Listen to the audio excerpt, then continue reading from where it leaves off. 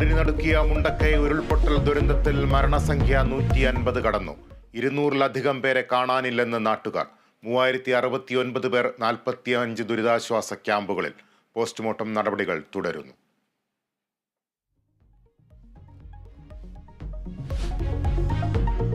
മുണ്ടക്കൈ രക്ഷാദൗത്യം പുനരാരംഭിച്ചു. രക്ഷാപ്രവർത്തനത്തിന് കൂടുതൽ ഉപകരണങ്ങൾ എത്തിക്കും. ബംഗളൂരുവിൽ നിന്ന് കൂടുതൽ സൈന്യം വയനാട്ടിലേക്ക്.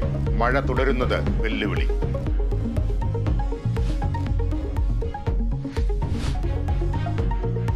സംസ്ഥാനത്ത് ഇന്നും കനത്ത മഴയ്ക്ക് സാധ്യത. വടക്കൻ കേരളത്തിൽ അതീവ ജാഗ്രത.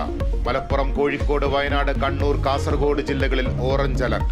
തിരുവനന്തപുരം, കൊല്ലം ഒഴികെ 12 ജില്ലകളിലെ വിദ്യാഭ്യാസ സ്ഥാപനങ്ങൾക്ക് ഇന്ന് അവധി. മലപ്പുറം കുറ്റിപ്പുറത്ത് 6 കുടുംബങ്ങൾ അപകട ഭീഷണിയിൽ. ദേശീയപാത വികസനത്തിന്റെ പേരിൽ 25 അടിയോളം മണ്ണെടുത്തതോടെ വീടുകൾക്ക് വിള്ളൽ. ഏതു നിമിഷവും നിലം പൊത്താവുന്ന വീടുകൾ ദേശീയപാത അതോറിറ്റി ഏറ്റെടുക്കണമെന്നാവശ്യം. 6ാം ദിനത്തിലേക്ക് കടന്ന പാരീസ് ഒളിമ്പിക്സ്. തുഴച്ചിലിൽ ഇന്ത്യൻ താരം ബൽരാജ് പൻവാറിന് ഇന്ന് സെമി ഫൈനൽ. ഗ്രൂപ്പ് ഘട്ടത്തിൽ PV സിന്ധു എസ്റ്റേണിയെ നേരിടും.